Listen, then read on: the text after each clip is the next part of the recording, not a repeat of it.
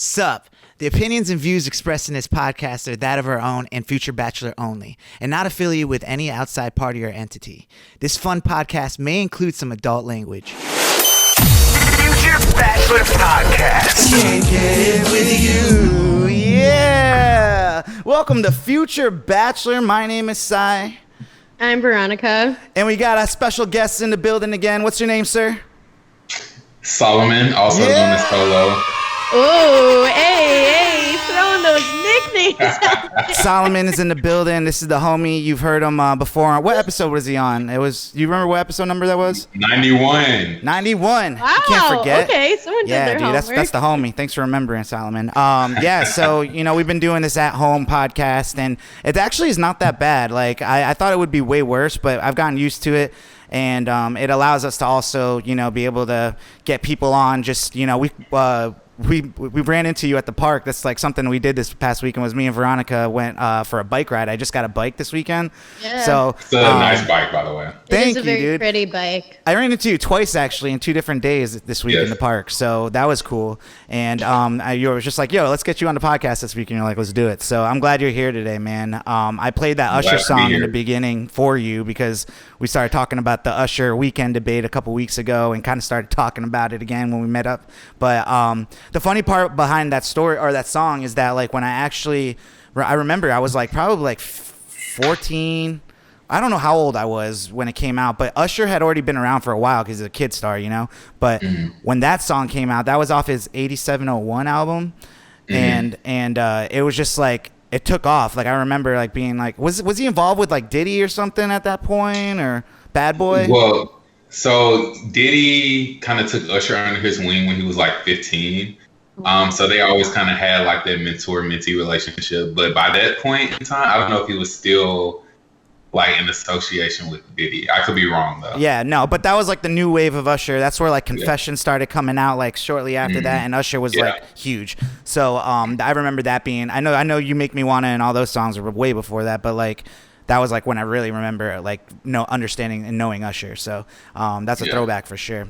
But yeah, man. V, how's everything going with you? What's going on in your life? Besides going on our bike ride and us hanging out, I trivia update. Because the fans want to know. And the fans always want to know my trivia updates. So I didn't even get to actually participate as a contestant in trivia this past weekend.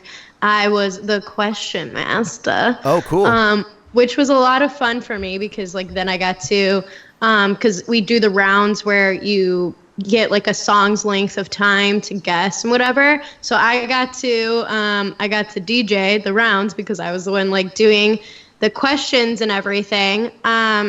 So that was a lot of fun. I had a lot of fun categories that were very on brand for me. Nice. And I used the Future Bachelor podcast playlist for pretty much all of my music. And people were a fan. Yeah, cool. Besides that, I feel like I say the same thing every week. It's like I caught up with some friends. Like I had a call with my friend Alma and my friend Ian and played some Jackbox games. It's like, and I got outside. I mean, I got some sun. So right. It's fully, the cool thing is, like I said earlier, is like I got that bike, and then I was like, I'm so excited about having it. Like, it's just something I've never had before. And I was like, Veronica, what are you doing today? Do you want to go just meet in the park and hang out? And that was like such a fun day. I know. And I love my bike. My bike is like my baby. It's been through a lot with me. So I love an excuse to ride it. So that was Solomon, fun. you got a bike? It's been beautiful. I do not have a bike. Before COVID-19 though, I would actually go cycle at the gym every Saturday morning. That was kind of like my way of bicycling. Yeah. But I used to love it because I never thought that I would be like one of those people who would cycle every week, but it was something about the music that kind of just like drew me in. It's so fun. Hold on, I got my friend Lacey out here at the window. We're potting right now. Love you. Shout out to you, Lacey. Shout out to Lacey. She looks so great on that bike. That just made Sai's day. Love you, Lacey. Sai is like we'll see if we'll even get him focused for the rest of this podcast. Now that I know. Get it together, Sai. Get it together. Let's refocus. Oh my goodness, it's nothing like your dream girl just like coming up to your window. But anyways, but yeah, so like I'm out and about these days with the bike, and it's cool to be running into you in the park and stuff. And I hope me and V can Actually, speaking of Lacey, she was one of the people that we hung out with on Sunday in the park. It was nice to just kind of just sit around and be in the sun. So you and all the ladies, you know how it go. But yeah, what's been going on in your life, Solomon? Since last time we had you on the show, you were a coworker of mine, and now you have left the company, and you work at another company now. And right when you got the job, you started working from home. What's been going on? Absolutely. New gig. New workspace, new life. But I mean, everything's good. For me, it's like I have to have something to look forward to every day. Yeah. Or like I just will go crazy. For sure. And so going to the park is kind of like my escape. Taking a jog through my neighborhood, those things really just kind of help me throughout the week. Because if I just like did my work every day and stayed in my apartment, I would probably go insane. I know for a fact. I feel you. So, but that's good. I'm glad you take advantage of getting out and about and stuff. Well, yeah. I mean, I'm a person where I love to be really active. So, I'm not able to go to the gym. So running and, I ran track in high school. I hated it. And so I've never liked to run. Yeah. But now at 25, I've discovered that it's not that bad. So I know. Stop complaining, dude. You guys are like babies compared to me. So enjoy it. I'm actually really excited about this week's episode because not only is it episode 111, but I feel like this is the first week that we actually have a lot of quick hits to get through and stuff. So I might as well, catch a flight because I feel like I'm going to get on one soon eventually. But where are we going, man? Go to quick hits. What do we got, V, for quick hits? All right. So first on the docket is that there's been some beef between AMC and then NBC Universal. Oh, shoot. What's going on? And it all started when the Trolls World Tour movie was released. It was supposed to be released in theaters, as movies are supposed to be. Yeah. But because we can't really go to theaters right now, they released it as a digital premiere, digital release, and it was one of the big things. Not anything that hasn't been done before, right? People have gone straight to on video on demand, a new movie. But it was a big movie by Universal that was supposed to. Yeah, it's got Justin Timberlake and all that stuff. Supposed to have a big theater release. It was a big, big sequel. Right. And they saw a lot of success, a lot of people watching it, a lot of things like that. So then, NBC Universal's chief, CEO, he had an interview and he said that their idea going forward in the future was that they were going to, even when stuff opens up, they're going to release things in theaters and digitally at the same time. So AMC, the movie theater company, was okay, so you're going to put us that's, going against different agreements that different production companies have with movie theaters and things like that. And it's okay, so you're going to put us at a disadvantage, things like that, when we are able to actually make money. So they've been boycotting any potential NBC Universal movies that would be coming into their theaters. Yeah, it's an interesting thing because this is, right now businesses are just fragile. You know what I'm saying? They can't afford people just getting jumping the gun and kind of getting greedy and seeing an opportunity when you're in partnership with people. So I completely the theaters are hard. It's been hit hard over the last 10 years with all this OTT stuff coming out and streaming. all the streaming and everything. So it's it's kind of crazy to see them get undercut like that. And I know Universal is probably not going to make that mistake again because they're just banning all their movies, which is a pretty huge stance, and that's a big huge mess up for Universal. That's a huge company. And also some other movie theater groups are starting to kind of get on the train to do this. And also the math and money behind it shows that obviously the Trolls movie did well for the fee that you pay to download it or rent it or whatever to watch it, but it did not do nearly as well as it would have been projected to do with theater sales. Like all that just like boosts it. So it's an interesting thing to think about. Like, would there ever be a world where there was like no movie theaters in that sense? Like, and I just don't.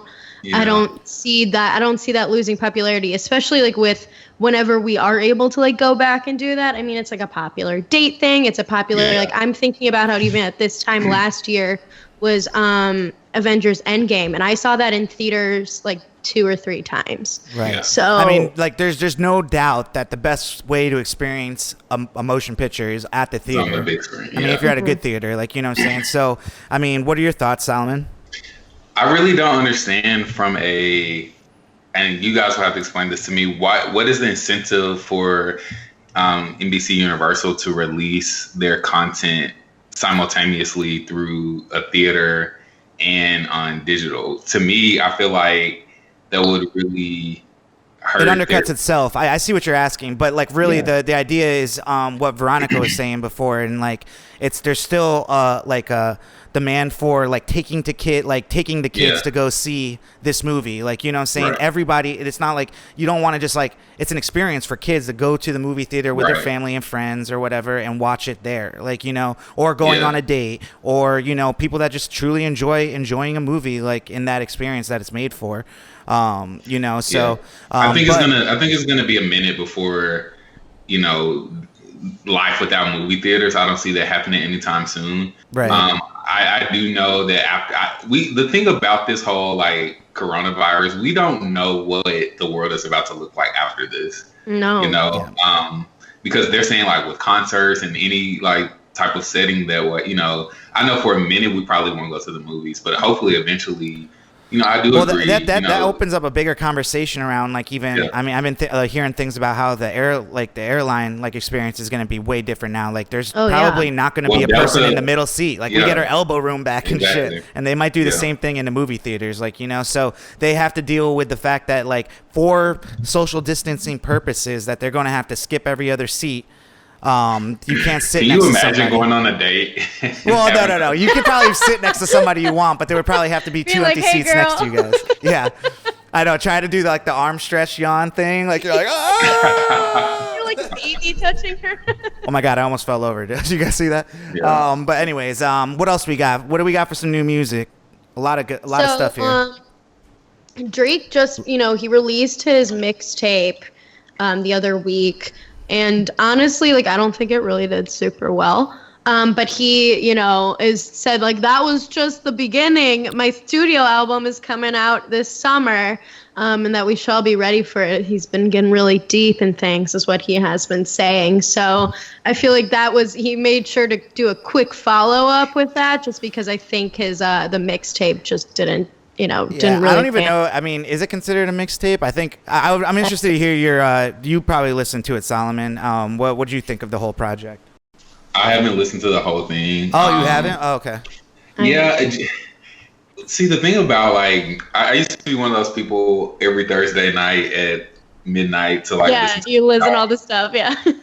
I'm getting to a point now where I'm just kind of like, I feel like I miss the days of like rollouts, you know, even though it's going to be different now, obviously, because of coronavirus. But I miss the days of like, remember when we used to actually like sit and live with albums for like an era? Yeah. And like, you know, now it's hard to make like, classics now because like people get bored of a classic real fast, like, you know. Well, and there's no like replay value anymore. Right. So it's just kind of like on Thursday night, he's kind of like, oh, by the way, I'm dropping a mixtape tonight. And I mean, to me, I know Beyonce was the first person to kind of do the like quote unquote surprise album, but now that's kind of like played out to me. It's just like, I'm not even interested. I did listen to a few songs. I feel like they were just kind of like throwaways. I thought they were actually songs, like he had already put out, like they were floating around out there. This is not the first time like Drake has just packaged like Lucy's, we call them, or whatever like that, where it's just like these one-offs that like you know what I'm saying, when 2C Slide came out, I was like, okay, I see why people are, you know, like using it for dances and all that stuff, but then I was also thinking, I'm like, yo, this kind of like, it's so corny that like it's just this could hurt Drake's brand. And I said the same thing. Right, and with that song being so big, obviously, and people do like it, kids like it, but like with that song being so big, it's like that's not going on his Fire album that he is gonna think it's a classic. So he's going to make this album with a bunch of shit on it, Also, I don't think it's gonna age well. No. You know what? I had a very interesting conversation recently about. I think there was like a Drake versus Kanye battle that I knew someone was doing, and that's a good one. And maybe you guys let me know. I kind of feel like, and I know this is like a very controversial take, so I'm gonna like be careful with this. But we all know that Drake has like massive hits, right? Like global hits. Yeah. However, I don't think that his hits have necessarily like aged into like that classic world. Like who's listening to Just Hold On, We're Going Home in 2020? Like, I actually was. I think we started one of our episodes with that song like a couple of I feel like those are like, I feel like that, like the Take Care era is like the only stuff that has like the replay value for me for Absolutely. Drake. But that's my favorite that Drake song album. Specifically though, I feel like when you listen to that, Just Hold On, We're Going Home, you're just like, damn, that's a good ass song. Like, I remember when that came out, like I'm like, damn, this dude is like singing now, like just making a pop, like that's like a Miguel song or something, like, but I don't know. I don't think we'll be listening to see Slide or whatever it's called. Oh, we won't. That's like totally up the era. Yeah, it's just kind of like what is. I think Drake has gotten to the point now where he knows that he can like literally just put anything out, and that works for his brand and his whatever.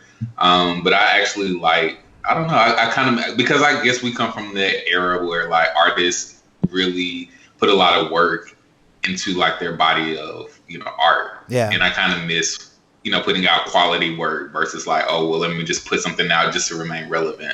And I feel like that a lot of artists are fighting, and you're going to see this throughout the next couple of months. A lot of artists are going to be just trying to remain relevant because now there's no touring, there's no meet and greets. Like they literally have to depend on like streaming and digital Instagram just to remain relevant. That's another. Hey, V, I think we're gonna skip this one underneath this Drake bullet, but I think that brings up a good point because a podcast I was listening, they were talking about that, how like a lot of your favorite rappers that you thought were so great, like they might not make it through this time. It's because like people that I see that are doing it right are your Megan Thee Stallions, because like she just is an internet person. And also, have you been seeing DaBaby dropping like those like videos to his songs? Like he didn't stop like putting out an album just because of the coronavirus. He's like leaning into it, and I think that's like smart, because otherwise he's gonna lose his moment.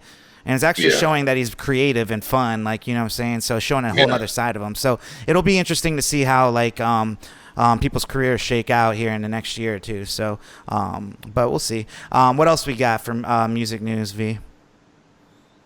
I guess, did you want to bring up more about Savage, or? Yeah. I mean, this was just a quick thing I thought about. And I actually brought up, like, a little thing that I would read here. But my question is like, the use of the word savage these days, like it's not like it's, I don't want to compare it to any type of derogatory like things about anybody, but like, I just want to know, like, is that something that you can throw around these days? I know we say the word savage as in like something that's like fierce or like, something like that, but in today's world, but, let me just read this thing I found real quick. Like I kind of looked up the word. I wanted to see, like, I just Googled, like, is the word savage offensive?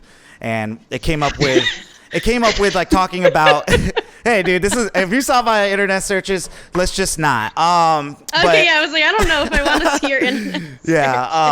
But it says this. It says the use of savage as a noun to describe human beings dates back to like Christopher Columbus enslaving Native Americans and claiming their land and work for his own. The word became a slur used by white Europeans to describe Native American people. The usage stuck around for hundreds of years, and it's still a word that many indigenous people around the world find offensive. There has been some reclamation of the word as internet slang, as more people use the adjective form to describe actions that deem to be especially fierce. However, the racist connotation connotations are hard to ignore, and it might be wise to choose another word to describe something you love on the internet. Might we suggest badass?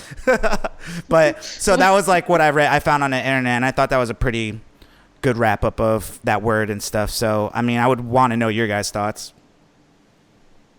Well, my thoughts as someone who has worked with Native Americans and done a lot of different education and things around that, I think, and like we've brought up before on this podcast, the whole commercial for I forget if it was Dior. I think it was Dior perfume called Savage or whatever, spelled like weird. Savage or something. With Johnny Depp literally like colonizing Native Americans in like the Southwest. But which obviously got a lot of flack for that. And like, I guess my opinion is like, I think context is super important. And I think it's interesting because like Native Americans are part of this conversation, but also I feel like another thing, if we're going to think about enslaving people, we have to think about African Americans.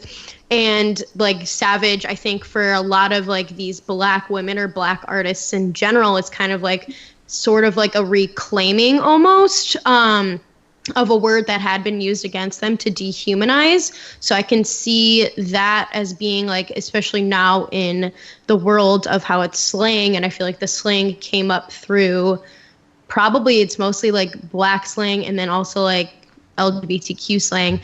I think it's kind of like a way to like reclaim. And I think it's just important to like how we use it in that sense. And like, I feel like with this song, she's like, I'm a savage, like classy, bougie, ratchet. Like she's like, there's all these facets of me you can't like, put.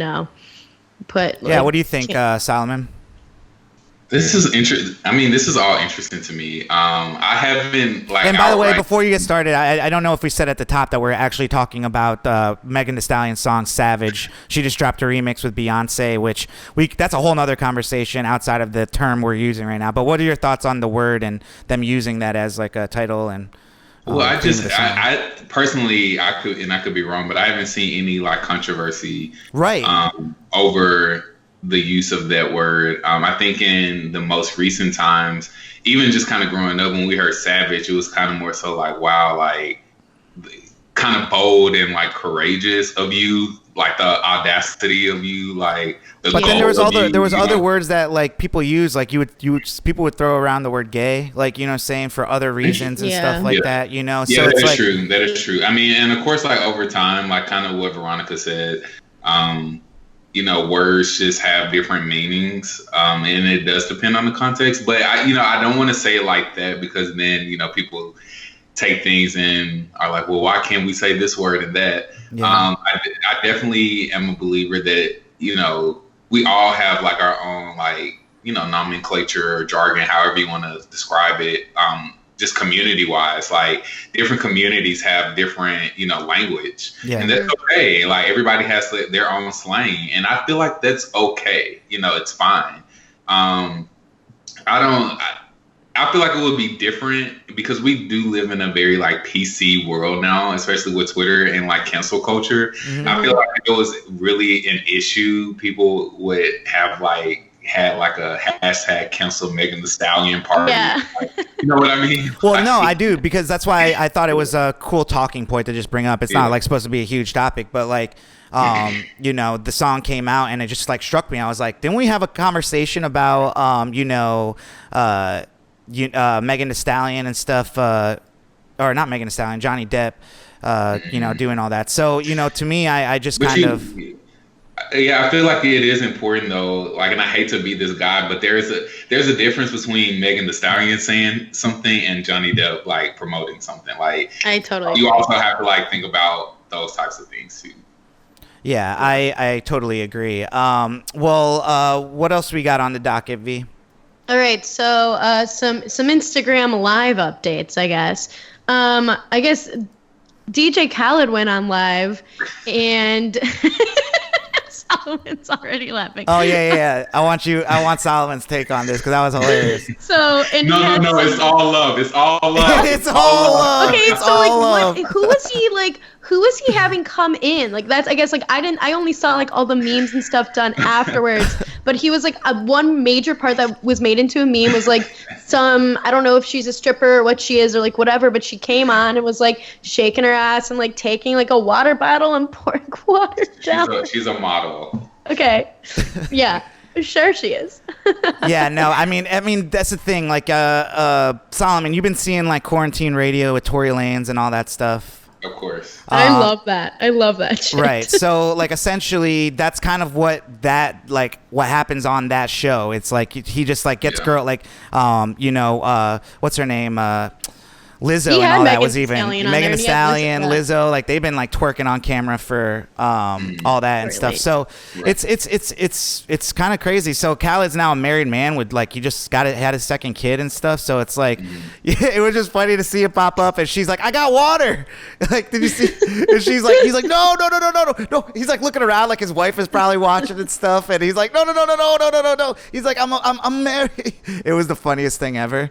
I saw like everywhere too, and I was like, what is happening with all this stuff? And it was pretty funny. So yeah, that was pretty good. What else we got, V? Oh, what were you gonna say, Solomon? Well, I was just gonna say, my only issue, and I'm not gonna like belabor this, but it took Khaled way too long to close down that live. I know, you're right. No, it's all.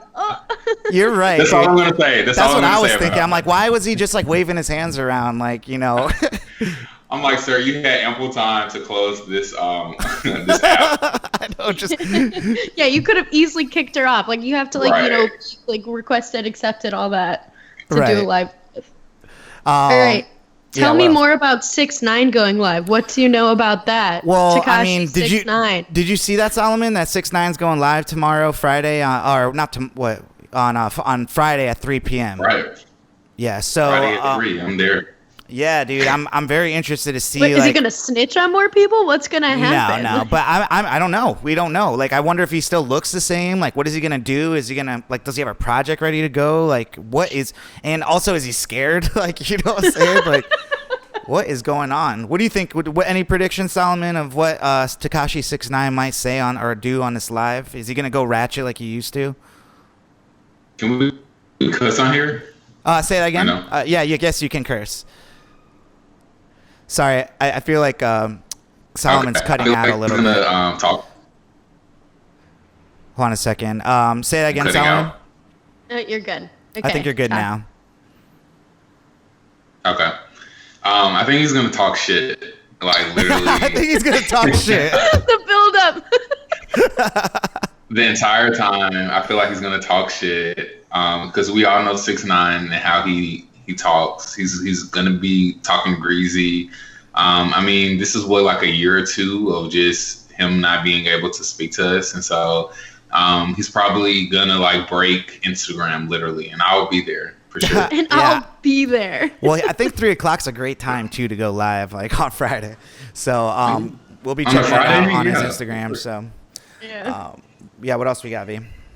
All right, so the Versus Challenge that's coming up this week, this Saturday, is between Erykah Badu and Jill Scott. Wow. So it'll be the first female Versus. So it's going to be... I mean, I'm looking forward to seeing that. What's it called?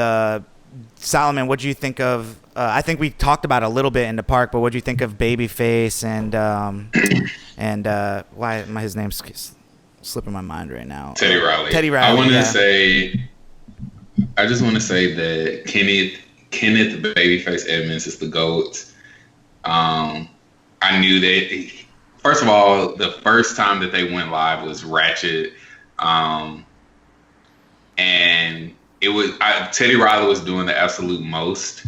Mm-hmm. But I think once they finally like talked Teddy into like not trying to have like a full production and to like really just kind of tone it down. It was actually a great night of it was just a night of like celebration of great music. Yeah. I mean, they both are, That's dope, man. What do you think of it being on like the Instagram platform? Like, do you think like that's the best place for it. Like, it's kind of weird. Like, I feel like Timberland and Swizz Beatz are just like keeping it on Instagram, but how are they? There's no way to monetize it. There's like no good way of like archiving it. There's no like central link to get to the show. Like, it was like it's always like some bullshit to try to watch it, because like then the stream is down, or you know, they're old guys, so they don't know how to use their phones and stuff. So, it's crazy.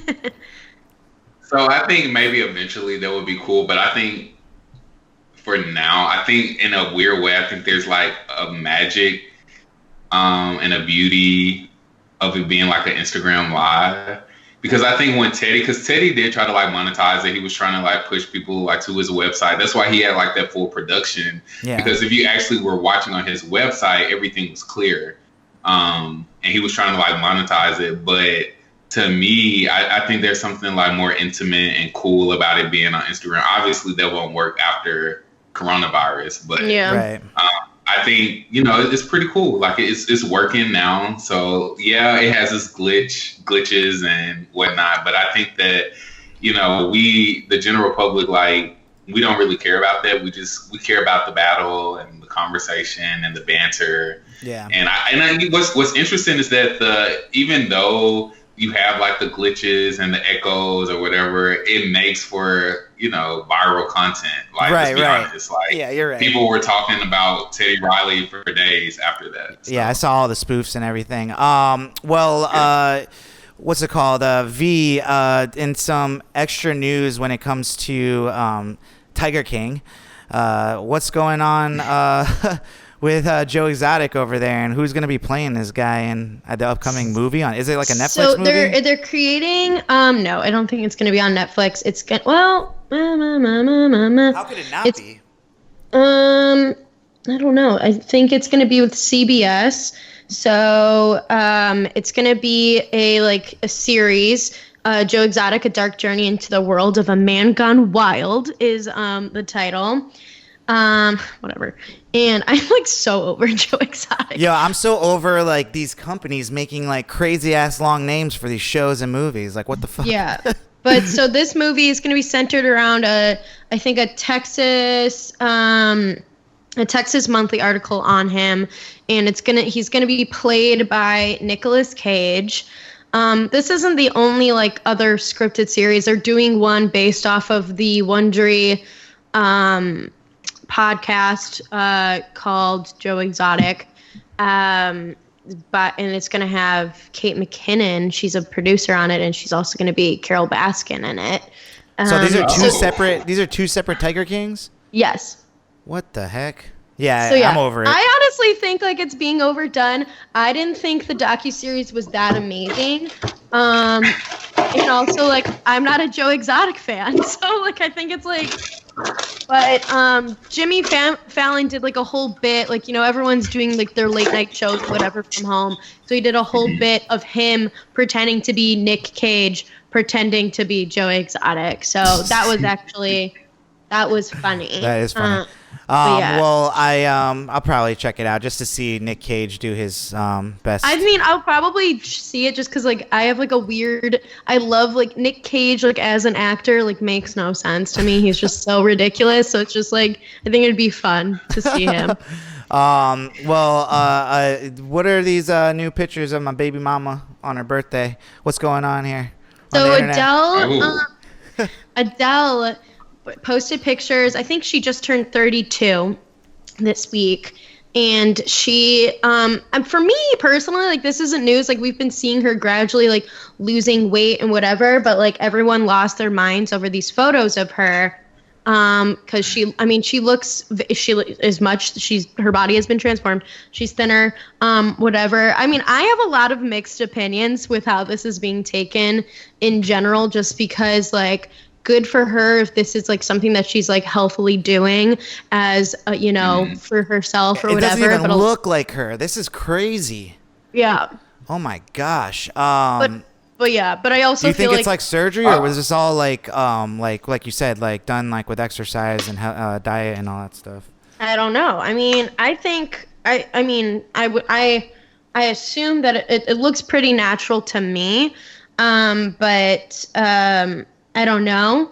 But also, like, I guess, like, my thing is, like, I think it's, like, such an interesting thing to see, like, how the internet's been going at it, because people are like, okay, so, like, are people liking Adele more now that she's thin, or, like, whatever? I think it's just, like, a whole... What do people not like Adele? Well, some people, you know, it's just more like the idea of, like, thinness being of more value than, like, when she was bigger. So... Yeah. I've seen that. Yeah, I've seen that all day on Twitter, and it's a lot to unpack. And I feel like we're all over the place with that. One, I think the first reason why it's a big deal is because she's not a celebrity that shares a lot. So I think anytime, especially someone of that magnitude, I think anytime they share anything, like, I think anytime a private celebrity shares like photos, especially if they look different, I think it's gonna go viral just because you aren't exposed to, like, I feel like Beyonce's kind of in that same vein of like private celebrity. So anytime they like do anything, like they'll, you know, attract, you know, whatever. The other part of it, I have seen a lot of people are saying that the general public is like fat phobic. And they're like, we shouldn't celebrate her just because like she's skinny. Because we don't know like why. Like, it could be stress, it could be an eating disorder, like it could be all of these things. Exactly. Or she could just wanting to lose weight. But I guess a counter on that take is also because people are like, well, why are you celebrating Adele now that she's skinny? And then people are like, well, we've always celebrated Adele. So it's just kind of like a lot of back and forth. Yeah, I was going to say, because like Adele is not like one of those people that I ever thought was like looked that bad. Like, I always thought like people just loved her voice and she would drop like massive songs. Yeah. I mean, I think we need to have an honest conversation about like what is like how we as the general public and a society like view beauty. I think the 2020 decade is going to be absolutely different than like the 90s, because I feel like I don't know if you guys, and this is a whole nother conversation that I'm sure you guys don't have time for, but maybe we got time, another episode. But I don't know if you guys, if you've seen like Tyra Banks got like trashed yesterday on Twitter. Oh yeah. Like, old clips of America's Next Top Model are like coming out, and like unfortunately the clips did not age well. No. Like, what Tyra, were the clips of? Like, yeah. What were the clips of? Well, like there was one clip of a young lady. She's African American. She had like a gap in her teeth, and like Tyra was basically like, "How can you be a cover girl with a gap in your teeth?" And then they're like, and the clips go on and on. Which is interesting because like there's some seasons where she like purposely makes gaps bigger. Like I feel like she did like a hard like. In some seasons, she like made people look weirder. Like I don't know if that was like after like she did, several years of like that kind of like enforcing Western beauty standards. But it's just weird because like I think at that time, like 2003, 2004, obviously the modeling, the beauty industry was way more different. And so like people have an argument, well, Tyra was only just reinforcing what she was told as a model. Yeah. And it was like, the argument is she was like trying to prepare the girls for what to really expect in the modeling industry. But the only reason why I bring that up is because, I think that you take how Tyra was trashed yesterday because of her viewpoints in 2003. I think that reflects on how much I would think that we have grown as a society in terms of like image and like what's acceptable. Because in 2005, if Adele lost weight and people praised her for it, like no one would have like batted an eye over it. It would have been like a general like consensus that Adele looks great.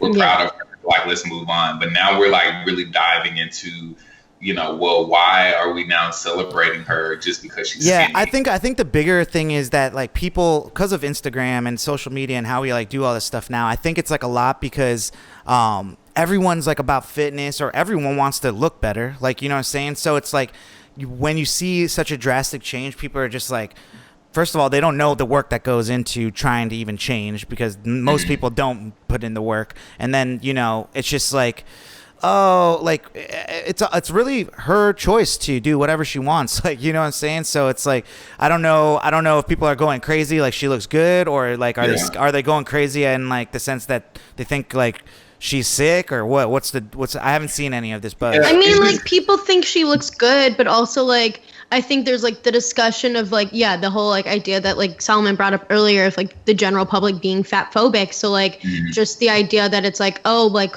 this is like something to give her praise over. And I think like to even go back to what Solomon was saying about the whole like 2003, 2005 versus now thing, like I don't even know if Adele would have been like as popular, like, you know, or whatever during that time, like just because of her weight potentially. Right. I mean, that's what I'm saying though. Like, I mean, I was gonna say the same thing. Like, whatever Adele was like when she came out, that's what people like. That's what made her. Like, you know what I'm saying? It was her. They were. I don't think they.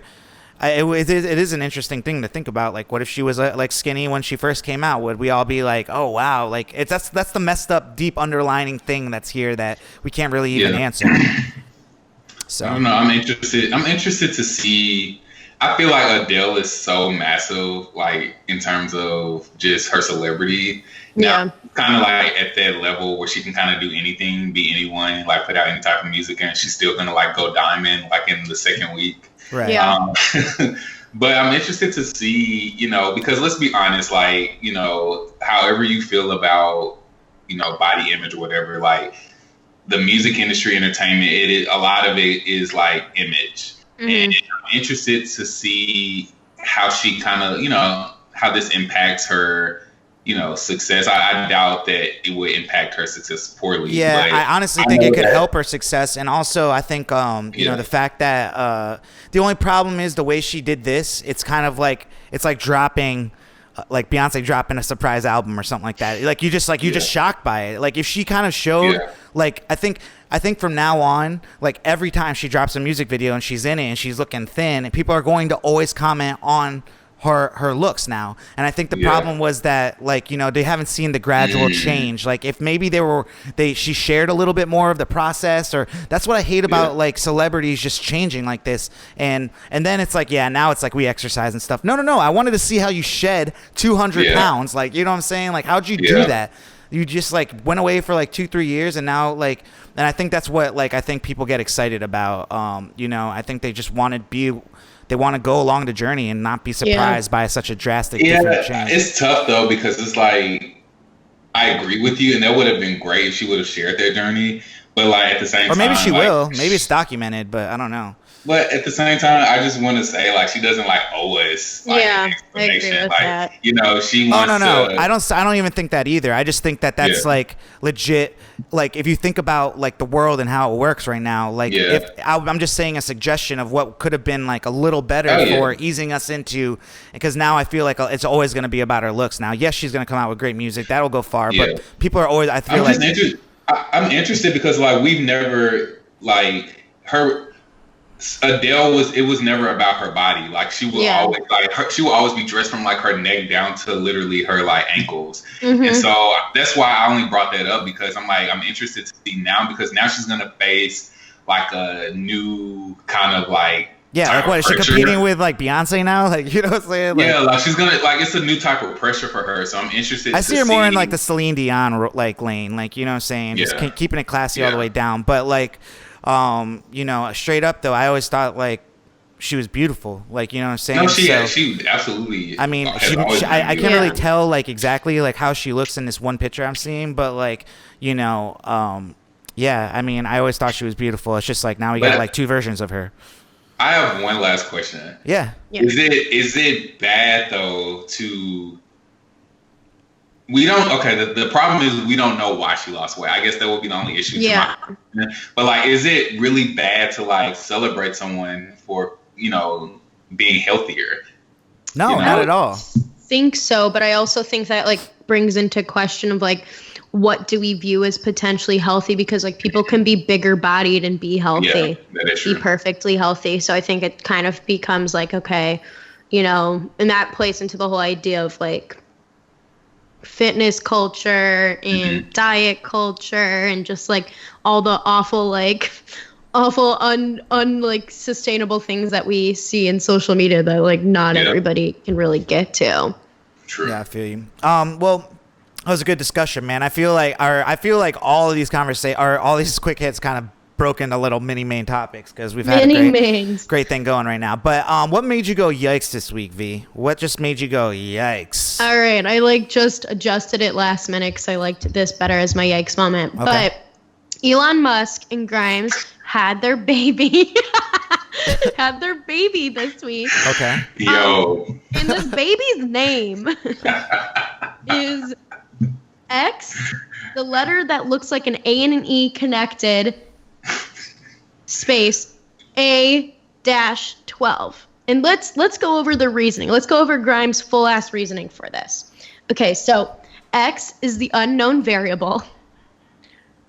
AE, which is it's a thing from like more like Old English, and it's used in like some, I think, like Scandinavian, like Danish things, whatever. Like is her Elven spelling of AI, love, and or artificial intelligence. What? And then the A-12 is the precursor. It's a CIA Lockheed plane that was built, and it's known as the Archangel. And it's a great plane that's nonviolent. Yeah. And then so that's the name. And so some people, like, nobody knows how we're supposed to pronounce this name. Like I don't know how to. The like AE symbol is supposed to make like an ash noise. So some people are like saying that it's maybe pronounced. Hold on, so they just said that's the name, and they didn't tell you, like they didn't say it out loud. Yeah, like this is like the name. Oh my God, So some people are saying that it might be like Sasha Archangel is like how you would pronounce it because of like what the letters and things stand for. But Sasha Archangel. I don't know, this little boy, their son. I don't, I feel bad for him. Yikes! Yeah, no, I mean, as a kid that had issues and continues to still have issues with my name, I have like 4 of them. Good luck, buddy. I'm just gonna call him 12E. 12E. 12E. But yeah, so well, we have like any mini main topics we're talking about this week? I didn't really have like a mini main topic for us to talk about with Solomon. I didn't know if you did. Let me see. I'm pretty sure we and I hate doing this like as we're doing the show right now, but everything. Yeah, whatever. This is how we do it. Nope, I got nothing. So, Solomon, state of the world. Where do you see like after this is as like things are quote unquote dying down with this stuff or whatever, like, and things are reopening, like, how do you think this is going to affect our lives? Like, all the things that you might have used to do, like, how do you see changes? I think that we're going to be like the generation. You remember how like after the Great Depression, like the generation will always have like bread at their homes just because they remember like not having it. Yeah, a time where it's like, I feel like that we're going to have like the same impact with like cleaning products. Like we're gonna be like a very like toilet paper. Yeah, like we're gonna, cause remember a time where we couldn't go to the store and find any, Right. I feel like we're gonna like be conditioned to be, which I love. Like if we can kind of continue to be clean as a society and just kind of move in that direction, that makes me happy. Yeah, but like at restaurants and stuff, like they're gonna be your waiter's gonna be wearing a mask and gloves. Well, I think eventually that is gonna die out. Just with take temperatures in restaurants and stuff, or like wherever you go, they might like take your temperature. I just think that's not gonna be feasible in the long run. Like I think starting out, just because of the hysteria, that's gonna be a thing for sure. But I think by next year, hopefully we would, have a vaccine. I don't know where you guys stand on that, but I think we'll have ways to kind of like treat, or not necessarily treat it, but be able to like prevent catching the virus. And so I think once that happens, we'll probably see reality a little bit as we knew it before, but it would never be the same for sure. Yeah, I think another big thing that we talked about earlier is like travel. Like, I mean, one of the things that has happened on, is everyone's I'm not been working. traveling until next year. Really? Yeah, I had trips planned. I've canceled them all. I just personally don't feel comfortable getting on a plane right now. True. I don't blame you. I mean, I just feel like, like with work from home and stuff, people are not going to be doing as much like traveling for business and all that stuff, and not wanting to travel and stuff. It's going to be interesting, but I do wonder, is everyone going to be scared, or like, is there going to be a day where everyone's just like, all right, I'm back to like balling and buying these tickets and going? I mean, just like anything, like we only have patience for so much.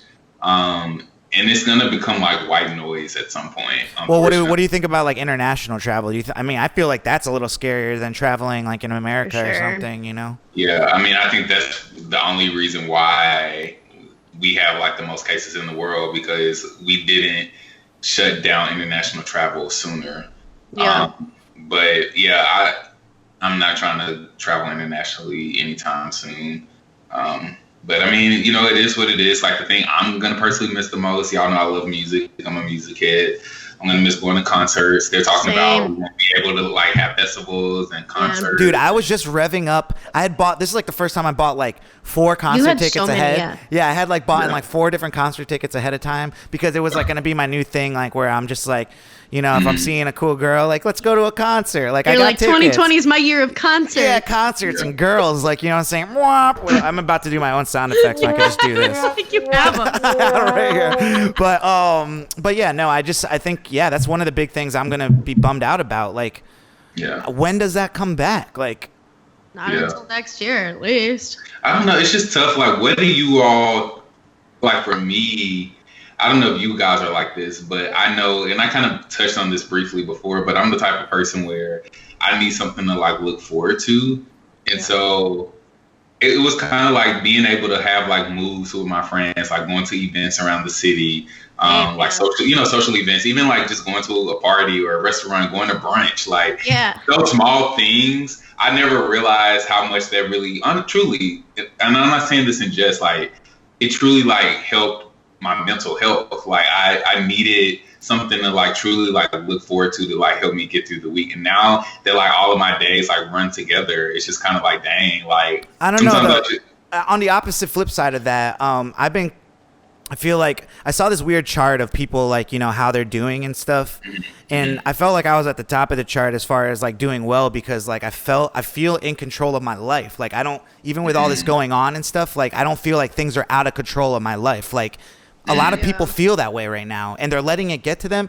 And I don't know how to like, I feel, it sounds like I'm kind of like, you're not thinking about other people and how they react to things and stuff like that. But it's just like, I don't know, man. I think that's one of the biggest things that has come out of this is like people have become so scared, almost like, I don't want to say for nothing, but like, we have to be able to choose how we live our lives. Like, you know what I'm saying? We have to be able to make decisions and, figure out ways, that the people that are like more at risk, like, can not be at risk, but like, we can't live this way forever. There's just no like, and I mean, no, we can't. And the thing is like, it's a slippery slope, because obviously we're going to have to do our part, just because health is obviously a priority, but then you're going to get into a sticky conversation of, well, if we stay in the house too long, then the economy is going to collapse. And so that's going to cause like, an even bigger problem in terms of like poverty. And so it's honestly, 2020 had so much promise, and this is probably like the worst year ever. Yeah. Right. But in a lot of ways, like, I think a lot of good has come out of it. I think we do now appreciate the smaller things, and the things that matter, because it made us really kind of just like recenter and focus. Yeah, no, I agree, man. Like, I mean, that's the thing, though. Like, I'm a type of person that will adjust and make and like occupy myself. So it's like getting the bike was like, you know, I've been wanting to do that since I got to Atlanta, but like this was like, Yeah. I was inspired by my friend Kyle. He drove by on a bike. I was like, me and Paul went and got bikes and stuff like right away. And now we're talking about like, you know, instead of, I guess we can't go to the bar like we would, or go to like a tailgate or a game or whatever you might do. But like, we're talking about like biking to the park. Like me and Veronica did the other day, sat on a blanket and like playing chess with each other. Like, you know what I'm saying? Like, it's like a cultural, you know, reset. It's a cultural reset. Yeah. ooh, we got a title. Hey. So yeah, you know, it's definitely different, but I think we'll get, you know, through this, and you know, we'll just have to see what happens. Right. Yeah. Well, I think that's a good note to end on with that. You know, Solomon, I really appreciate you being on the show today. This is the part of the show where we get into our Bachelor news, and we don't like to drag people through the whole thing, like, you know, They're not or unless they're like listening to us on the actual podcast and forced to listen to this segment. They could also fast forward, but please don't. But yeah, Solomon, I'm really happy that this is the third time I saw you this week. I'm happy that we're actually keeping our word to each other to stay in touch and do all this stuff. Of course. And dude, you like just seeing your smile is like brightening up my day, man. This is getting cute. This is getting mushy out No. But he knows he has a good smile. Like people tell him all the time. So I think you got like an award for it at work or something like that. I did. I was like, God damn. Fun fact before I get off. Yeah. I actually, you know how you do like class superlatives? Yeah. I actually won, like best smile in high school. Like I was in the yearbook. We talked about superlatives actually a couple weeks ago. I got best dressed and most musical. I can absolutely see that. My dog. Well, before you go, do you have anybody you want to shout out? Anything? I know you'd be working on some projects and stuff too. So if you got anything coming up, where people can find you to follow you or whatever. So what? Yeah, where people might be able to follow you or see what you're up to, if you want to. If you have anything you want to.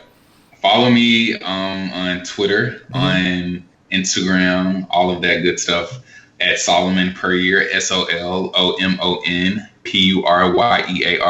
I'm funny on Twitter, so you know, follow me there. Word. And I'm gonna shout out After 5 Pod. That is the podcast that I kind of help, and you know, I'm helping them with some cool producing all that stuff. Yo, shout out to After 5 Pod, man. Hey. Well, that's what's up, man. I appreciate you, and we'll continue to do this stuff, and I know I'll be bumping into you at the park at some point. So. All right, man. Y'all be safe. Thanks a lot, dude. You too. Talk to you Bye. later. Peace.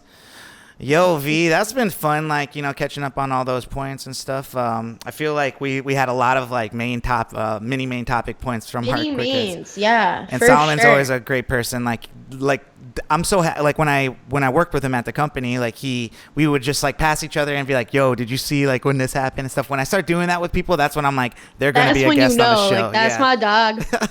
So they're gonna be a guest on the show. But yeah, thanks again, Solomon, for coming. So this week, you know, for Bachelor news, another week of Listen to Your Heart was there, and I just couldn't take my eyes off the TV. I loved this episode, just watching it all happen. Yeah. I felt there was parts where I felt bad for somebody, but then there were also parts where I was just like, this is such good television for me. B, where do we start? So to start off, Chris Harrison comes in with a bombshell like Chris Harrison does. Mm-hmm. And he says, you know, last week you guys, you know, made your choice to be a couple and perform together, but maybe you're second guessing that. Maybe you could be better with somebody else. Ooh. He's like, so we're going to do some date mix-ups. So he sends Rudy and Chris on a date together, which we all know Chris is in love with Brie, and we all know Rudy is in love with Matt, so like whatever. And then he sends Jamie. I wanted to talk about that though with Rudy. Like, first of all, she's a phenomenal singer. She's a great singer. But the girl is just like way too jealous and too boy crazy. Like, you know what I'm saying? She is just like, I just feel like she has such insecurity issues and things like that. Like, I think she's beautiful. In my tipsy she just talks, like, except for those parts, like, you know what I'm saying?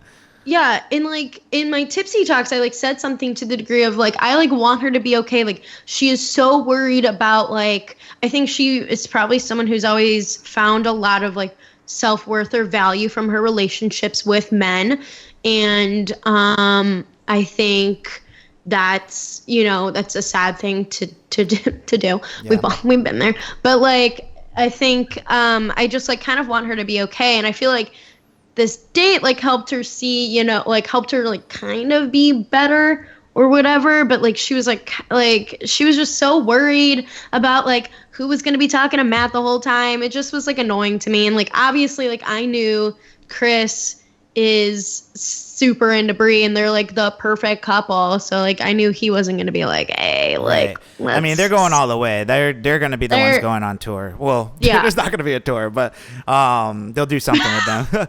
But yeah. Then the next couple was Ryan and Jamie, which they, you know, they were OG together from like the first episode, right? And they barely showed any of their date. Like they went on a spa date and they're like, we're besties now.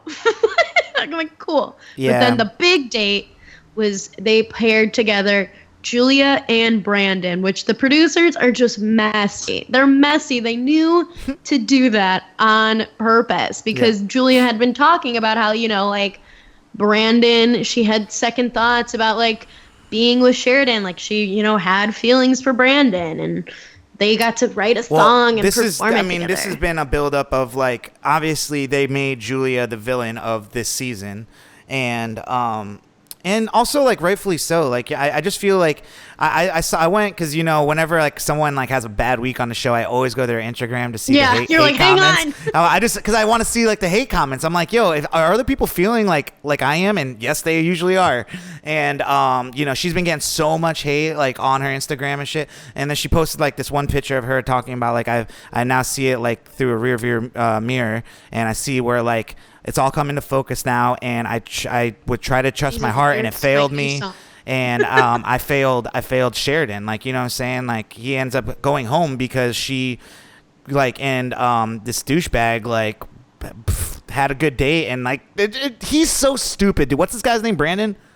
Brandon. He's, like, total fuckboy material. He's the worst type of person, dude. Like, I swear, as a man, I was telling you before this, like, watching him like operate is like so disgusting because like he's a fuckboy. First of all, the word "sweetie" is the most like the disgusting thing. So condescending. Ugh. Yeah, like, you know what I'm saying? I think, you know, dude, that's already annoying. And, you know, he just like was treating the girls like shit. Like, you know what I'm saying? Yes. Behind their back, legit, like behind Julia's back, he said yes that he would have stayed with the other girl if he would have stayed with Savannah. If Savannah hadn't put up a fight, he said that he would have stayed with her. Like, and Savannah, I think, had every right to put up. Savannah was like, yo, you're not choosing me, you're doing whatever. And he was so messed up to her while like she was just trying to get her emotions out. She's like sad. Yeah, and he's all like, well, sweetie, you deserve whatever. And like he was just like, or you would just be like, yo, if you're gonna have an attitude like about it. And like a lot of people actually did that. Like, and it's usually people that do that to you are the ones that are like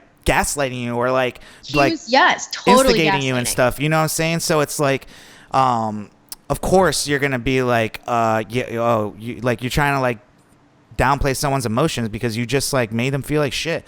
So you know, Julia, first of all, is dumb. Like, you know, she's dumb. Like, Sheridan was such a great guy, and you know, I don't know what she was doing. And to be honest, it's just more of those. It goes back to like what you were saying about Rudy. It's like these girls are just like have their insecurities, and you know, they're going after the typical guys that they would go for. Like, you know, at least, you know, with a show like Are You the One, it's almost like the opposite of that, because like Are You the One makes you like date everybody to figure out who's actually like a good match and stuff. But like with this, it's like everyone just goes for like the hottest person to them. You know what I'm saying? So it's like it's annoying. But even for this, like you would think they would bring into more consideration like their musical chemistry, and I think her and Sheridan actually did really sound good together. Because like she kind of has like a little bit more of a country-ish background. Somebody pulled up some old videos of her. She's like a horse girl, and it's got all these horses and shit in it. But like, and Sheridan's kind of like, you know, he's in Austin, kind of like folky kind of vibes. Like they work together. Where Brandon, I don't even know what Brandon's vibe is. He's not a good singer. Like they don't even sound good together. Like no, he doesn't even sound good by himself. So it's like, you know, So I was just looking forward to the mess that was going to happen like at the end of the show. I love when people are fucked up and then fucked up things happen to them. It's just like my favorite thing. Yeah, like I like people getting their just desserts, you know? Yes. And like instantly, and that's the fun about the show Bachelor is that they manipulate the show so hard that if you're a bad person, you're gonna eventually get served up to you. Yeah. So moving along to Natasha, she it definitely became the person that she came in being, like, you know what I'm saying? She's a pop star. Well, I mean, she's great at it too. Like, she is. And not only is she a queen, pop star, she realizes that this is a freaking competition. This isn't like, you know what I'm saying? This is even a bigger competition than The Bachelor. This is like two competitions in one.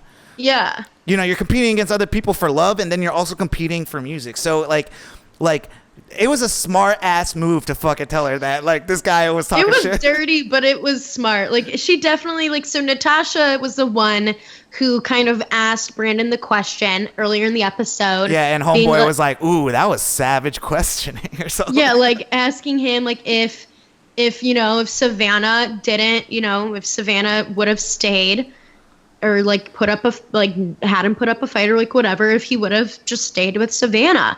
And he said yes. And so then, this is like behind Natasha, her back, like, which is right behind Julia's back. Yeah, like literally, like Natasha is the queen of like doing the girl talks and being like, well, I'm trying to help you. Like, she is like the queen of like framing it as like she's trying to help them. And so right before their performance, she tells, like, as the girls are in their green room, she's like, yeah, Julia, I just thought you would want to know that Brandon said that, he would have picked Savannah, like he would have stayed with Savannah. Mm-hmm. And then she lost it. Julia gets fucked up. Well, the thing is like what I hate about Julia too. Like I said this in other episodes, she's the type of girl that instantly blames other women before she blames the root of the problem, which is the guy that you're going after. Right. So it's like, I just love to see it. Like, you know what I'm saying? I love to see it. They went up there. Everyone killed it. Like, I mean, obviously Homegirl and the American Idol dude, like they're weird. Like they're in their own heads about something. I feel like what's the guy's? Jamie just is so. Jamie is so hot. Like, it's crazy. Okay. It's crazy though. And Natasha's hot too. They're both, like, I think gonna go like to the end, but obviously they're gonna be beat out by that one girl.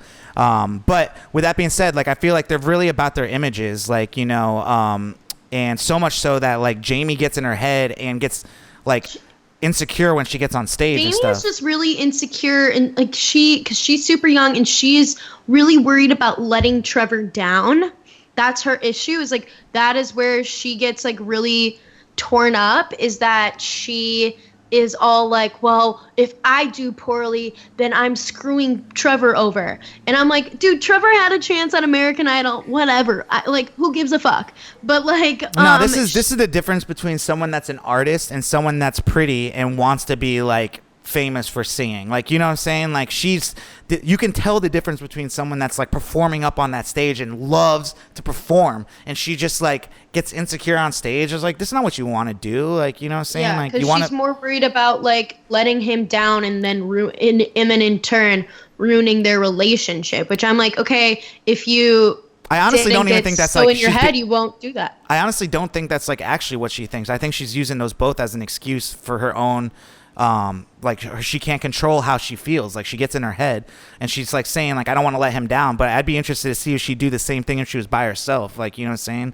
Yeah, I mean, I think it could be, I think it's factors for sure. Okay. And I just think she just doesn't have the maturity to maybe combat some of that, like that anxiety that's surrounded that. I just think she maybe just hasn't built up the tools to do that yet. I just think that's what's up. Isn't fully ready for that. Well, then you see, Julia and Brandon go up on stage, and I love too, like I because there's huge power in the songs that they're given. I really do want to know like how they choose who sings what, because it's almost unfair. Like, you know what I'm saying? Because it definitely like is. Homeboy got a song that he like plays all the time, like with Rudy and stuff, and they killed that.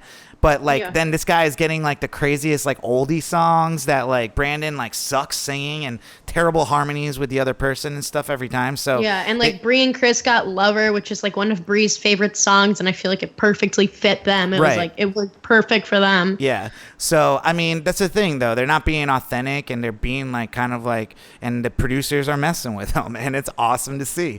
And so they do terrible. You know, immediately she starts realizing then that Brandon is like messing this all up for her, had messed it all up for her. Like, you know, she should have sang, she instantly regretted singing with Brandon. She felt like Brandon was up there just performing by himself. And yeah, he wasn't supporting her. Yeah. And she wanted Sheridan back. She's like, I should have picked Sheridan. I messed up. So, but yeah, girl, you messed up. Yeah. So they're all sitting in the green room in the back afterwards, just kind of like relaxing.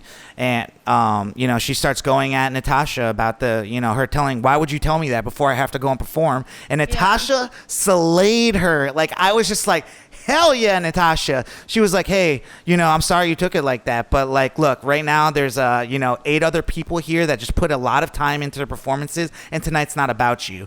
Oh, I was like, yo, it was crazy. It just definitely, like, Julia was trying to play the victim so hard. And I'm like, and Natasha did a great impression of her too. This is Julia. Oh my God, it's so hard. Like, you know what I'm saying? Like, they pan to her going like this every time.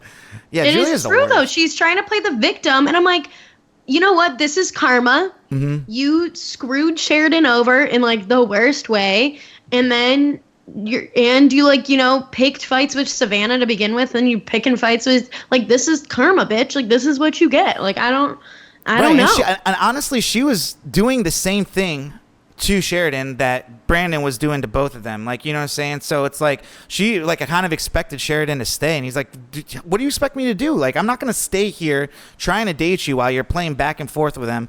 Like, if Sheridan was smart though, if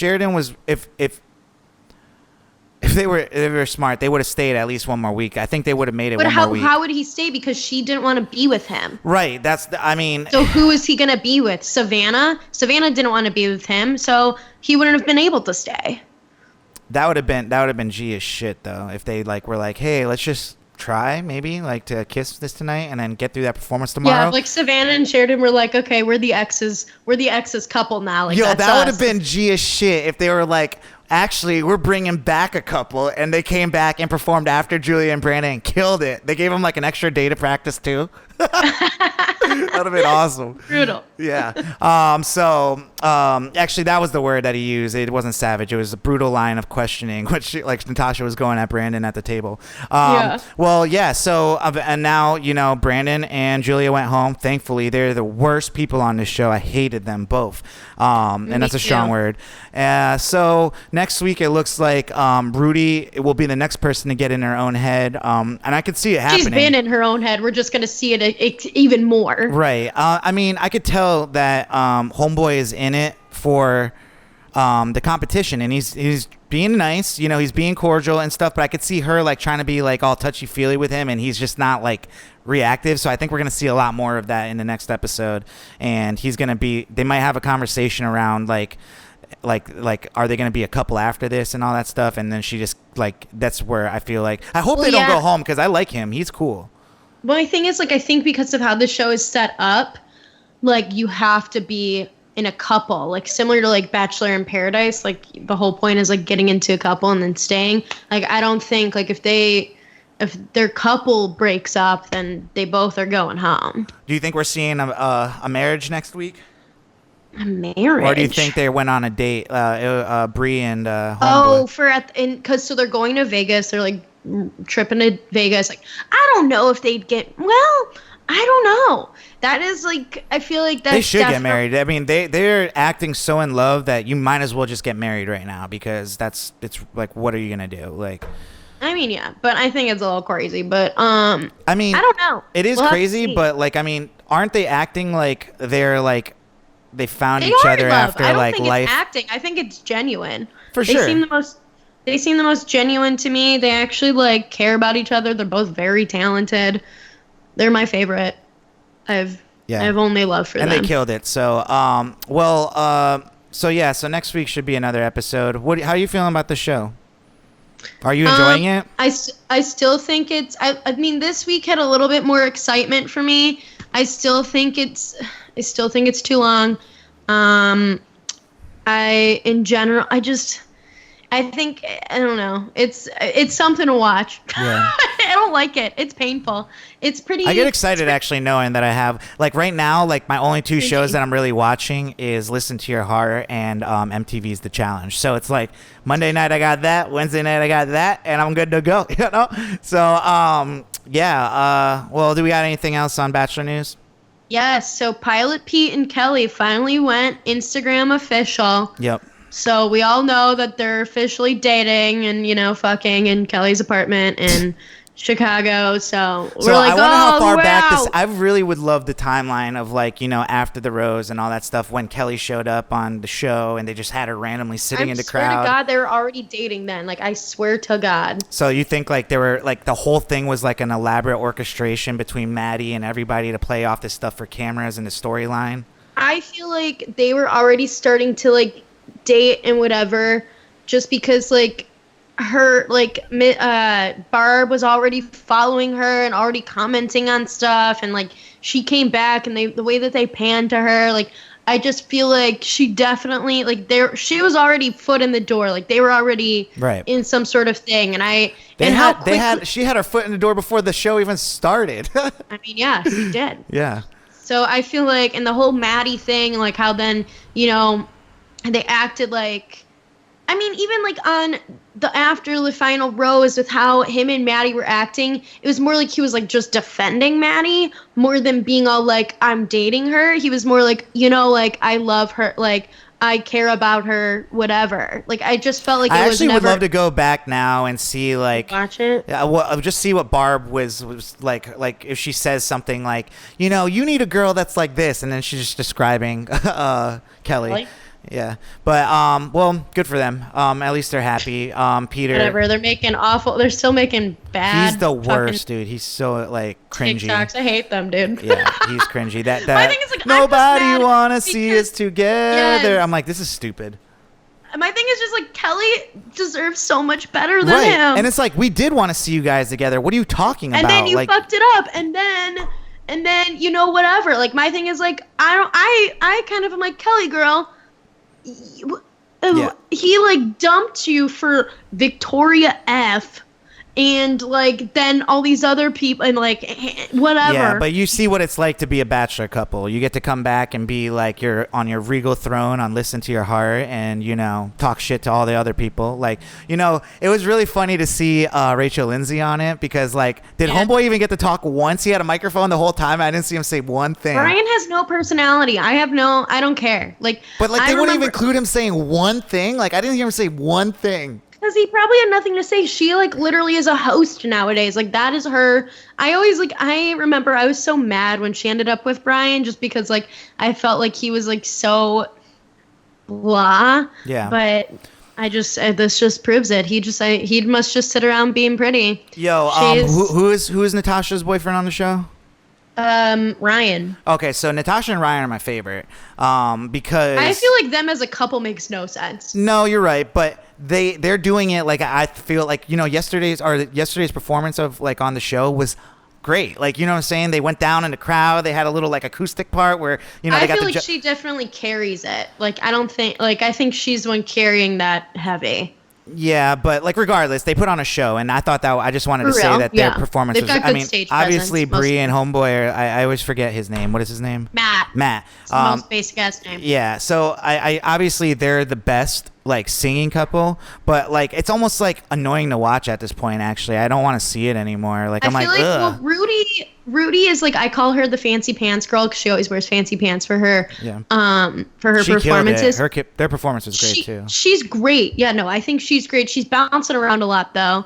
I mean, I think Bree and Chris are the most talented and best couple. Actually feel bad for the girls on the show when they have to perform with the guys because the guys get to just have, like, the guitar and the mic stand, and the girls have to, like, do this whole touchy thing with them and stuff, and, like, they have to kind of like not look stupid while just standing there with a microphone while the other person at least can, like, do this and stuff with them.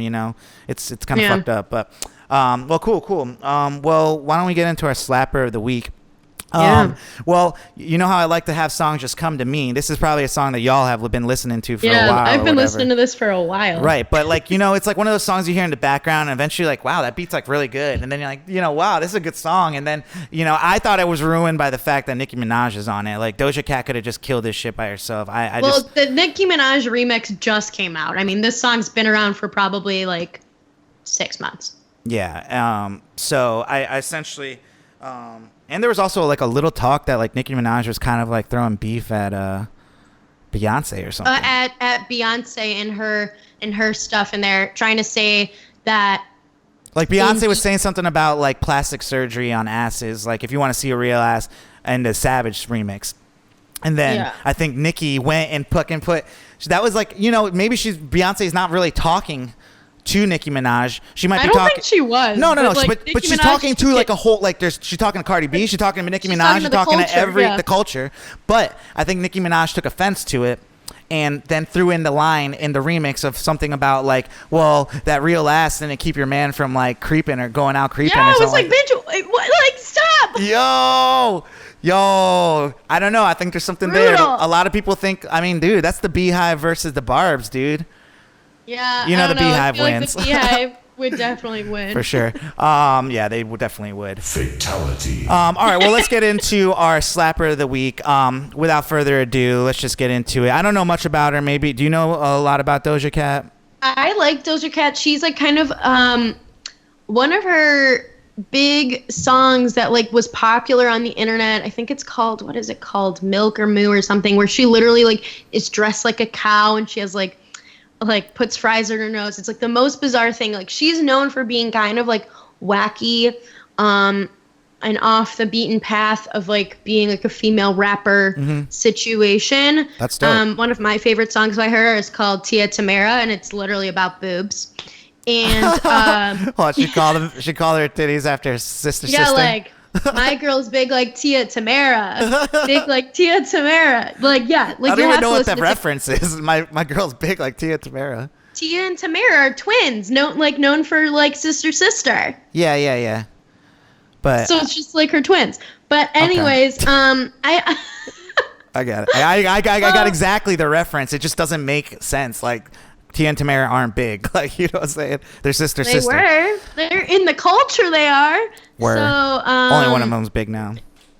So, but she's just she's been on the scene for like a hot second, but I think this song really is what has made her even bigger. And then obviously she has Boss Bitch that's also big on TikTok now after it was part of the Harley Quinn, whatever, Birds of Prey soundtrack. Yeah, I saw that. But so I think she's kind of getting some delayed boost now because TikTok has been spinning her songs a lot. Well, this is my vibe. This is the type of music I've been listening to lately. When it comes to like beats and it's good, it's nice. So without further ado, like I said before, the song is called "Say So" by Doja Cat, and I think this one's featuring Nicki Minaj. If not, then don't hate me. But here we go. It is. Yeah, this is the remix. Yeah. Slapper of the week. This song slaps. Slapper. Dirty. Yeah, those were the lines we were just talking about. Actually, that's the first time I heard that version. That's "Say So" by Doja Cat featuring Nicki Minaj. That's the remix. I wish I had the original one because that was a way too much Nicki Minaj on that song. But it sounded like Nicki Minaj had something to say. So, but yeah, she was feeling some kind of way. Yeah, look for the original one without Nicki Minaj. That one's way better. Last second I downloaded. I mean, we talked about it, whatever. Anywho, what do we got for some shout-outs? You got any shout-outs, V? Yeah, so this week is Nurses Appreciation Week and Teacher Appreciation Week. So I wanted to shout out some of my nurses and my teacher pals in my life. So obviously our friend Melissa, my friend Shannon, my friend Kirsten, and then my friend Allie, and then my friend Nicole. She's the first group of women. Those are all nurses, and then my friend Nicole is a special education teacher. So hell yeah, let's give her a round of applause. A lady. That should be even longer, but that's all we got on those sound effects. But what else we got for shout-outs? Was that it? That's my shout out. Oh, okay, cool. Do you have yours? Yeah, I wanted to actually shout out my friend Holly. She stays over on the West Coast, and she went to actual high school. She actually went to high school with Paul in Salem and stuff. So, I've known her for a long time. She's beautiful and she's really cool. And over this past week, we were like, I'd randomly FaceTimed her, and she was like, "Hey, we should do this again." So I got to like talk to her for a while, and we got to know each other a little bit more. So that was cool. Ooh. You don't gotta do all that. You know, say it. But yeah. But friendship. so yeah, I just wanted to shout out Holly. Yeah, it was fun. Let's do it again. Yeah, another thing I did this week, I cut my own hair, V. Yeah, we forgot to. Okay, hang What on. you think? Show me your profile. Show me that side. Okay, interesting. So you went up a little bit higher than you usually do. On that side, but on this side, it's kind of like one of those. You know what I'm saying? Like kind of, I don't know. You just have to kind of. You know what I'm saying? I shaved half my head off, but it was worth it because I'm trying to grow my hair out long again on top, and I just wanted to kind of cut it short, and I did it really fast. So. Yeah, I mean, I feel like I need to figure out when I can get back in to get a haircut. Mm-hmm. I don't know if I've been on Pinterest. I haven't been on Pinterest in a hot second. Yeah. But I was back on Pinterest and I was pinning like if I were to let it grow more, what kind of bob look I would want. Because I don't want it any longer than my chin. Just because I don't. Yeah, I feel I'm like past that point in my life of having long hair. Because it's a pain in the ass. But because I have too much hair. But I don't know. So maybe I'll do that. But if I were to grow it out into a bob or something, I would for sure do an undercut just because I have too much hair on my head. An undercut that would maybe go like to the sides and around, so the back would be like nice and shaved short. Yeah. Underneath it, so like that would be so nice, especially because it gets so hot here. Because when it's the summer here, anyways, I do more of an undercut. I mean, I don't know. I kind of like the short cut, like right here. I don't know. It feels good, and also I finally figured out a cut that like. I don't need to like put product in my hair or anything. Like, you can just kind of walk around with your natural hair. I've never been able to do that. I feel like. Yeah, so. I remember when we first started this. Like, you were the hairspray king. You would have this giant fucking thing of hairspray in your bathroom, and I remember you would always like spray yourself. We would literally like he would spray himself up before we would record. Like back in the beginning. Yeah, you got to make sure that hair was good for the camera. You know what I'm saying? Yeah. Well, that's when your hair was that's when you had poofier hair. Your hair was like higher. We'll get back there. But yeah, so in the next week, looking for some more adventures, probably more bike riding with PG and V. I'm looking forward to hopefully things kind of like steadily getting back to a little bit of normalcy here. It sounds like things are starting to kind of turn. So we'll see what happens. And like I said, we had a lot to talk about this week, so I hope there's a lot to talk about next week, which I'm sure there will be. Yeah. This has been episode 111, 111, Future Bachelor. All the ones. Catch us next week for episode 112. And, you know what we're going to have to start with. Make sure you listen next week to see whatever I end up choosing for our intro song for 112. But anyway. The teasers. I know. We've never done it before. Oh. Guys, working on the merch too, so that should be going live here. I'm trying to wait a little bit before we start selling some stuff, just because I feel like this is a time where people don't really have crazy amount of like extra money, and I feel bad about like trying to be like, buy my shit right now. So I agree. Yeah, so I kind of want to get back to like parties where we can actually rock the shit out, and people are like, where'd you get that shirt? And I'm like, just go to this link. You know what I'm saying? So it comes due in 3 days. All right, guys, well, this has been Future Bachelor. My name is Sai. I'm Veronica. And we love you. See you next week, all right? Deuces! Bye! Future Bachelor Podcast.